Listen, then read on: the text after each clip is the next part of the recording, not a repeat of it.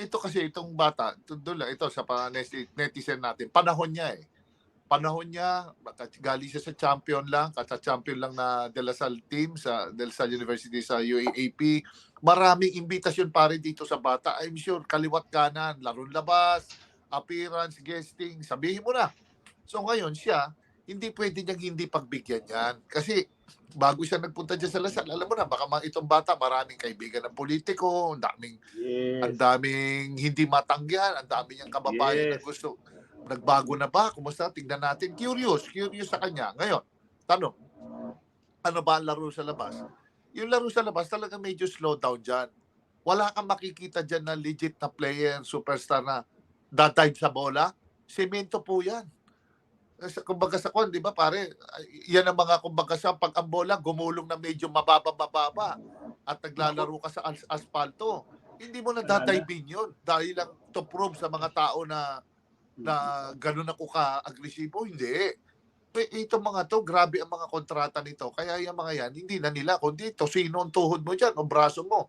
Kaya gagawin po nila dyan, talagang sinasabi nila na parang appearance lang ang dating, guest player mode lang siya, pasa-pasa, may opportunity ang hahapit lang yan sa laro pagka tiyempo-tiyempo lang.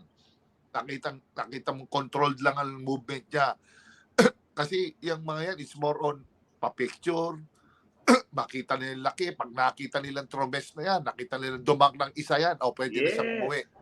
Yun lang ang hinahanap na, alam mo naman ng mga Pinoy, ay talaga palang nadank pala, ay talaga may tira sa labas, ay ito nakita ko, ay sa Pinoy, ayos na yun eh. Ngayon, yung totality nung pare na sinasabi mo, agree ako dyan, hindi naman pwedeng game-long brilliance. Yung matitignan nyo na from start to finish eh, hinahapit niya na parang laro UAP, ay hindi po ganun yon. Kasi alam nyo, may team concept, may mga kakampi din niya na matitibay din. Na syempre, lalo na si Kevin, pass first na player, pare. Hindi naman niya tipong isolate, attack, hindi. Pagka first available pass, nakita mo yung tao, very team player. Ito nakakatuwa kay Kevin, pare. Ito yung nakita kong very advanced in his time na nakita mong wala siyang self-glorification na kailangan pumuntos ako ng 20, 30, kailangan ako trumipoints, i-poste ko na bubuli. Hindi, pare.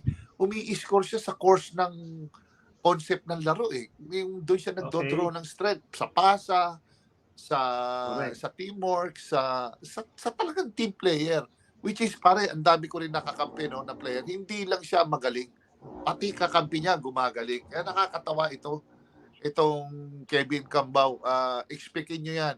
At well, yun doon sa nabalita natin na kamong amount na mga sa according do sa bubit mo, nakakatuwa naman. Kasi alam mo, kung minsan pare, bihira dumating sa buhay ng isang player yan.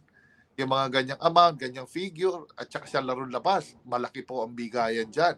Hindi lang basta-basta minsan panweldo na sa isang player for the whole month. Minsan bigyan ng minimum of 30,000 ang appearance yan, or it can go as high as 100,000.